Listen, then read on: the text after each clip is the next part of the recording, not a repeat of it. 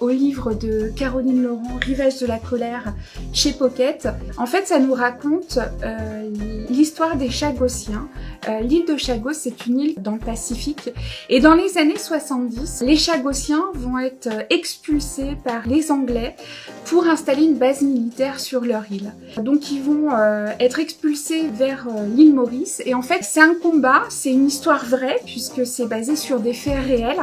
Un combat qui m'a vraiment bouleversée parce qu'on trouve à l'intérieur de ce roman une femme, notamment, qui va vraiment tout faire pour récupérer son île, son histoire, sa maison, ses ancêtres qui sont enterrés sur place. Et puis alors, dans une écriture juste sublime, hein, puisque quand Caroline Laurent nous décrit l'île, on a le sable chaud sous nos pieds, on a l'impression d'y être. Donc c'est vraiment un livre qui m'a voilà, bouleversée et qui, je trouve, devrait être lu parce que l'histoire des Chagossiens est juste incroyable.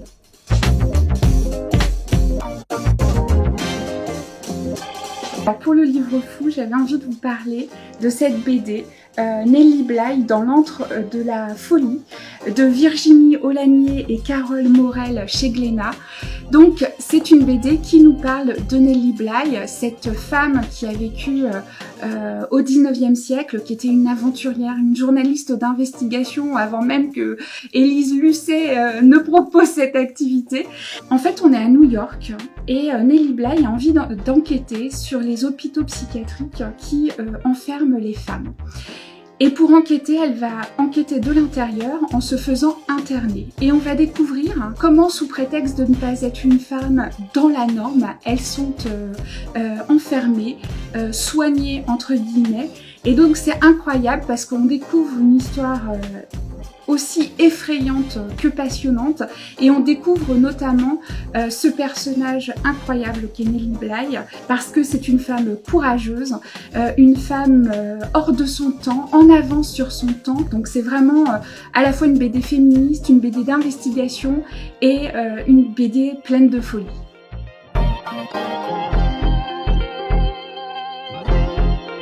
C'est le recueil de Lisette Lombé, Brûler, brûler, brûler, qui est paru aux éditions l'Iconopop. Lisette Lombé, c'est une artiste accomplie, une slameuse.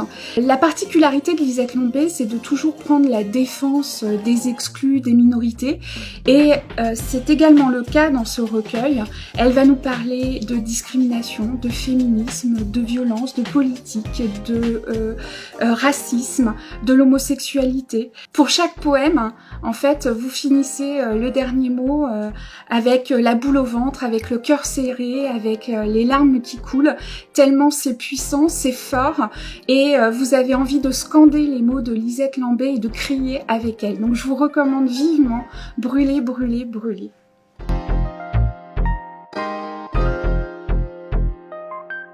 La princesse et le dragon de Robert Munch et Michael Marchenko aux éditions Talent Haut. En fait, c'est vraiment l'histoire de la princesse et du prince. La princesse Elisabeth, elle va bientôt se marier, elle est super heureuse.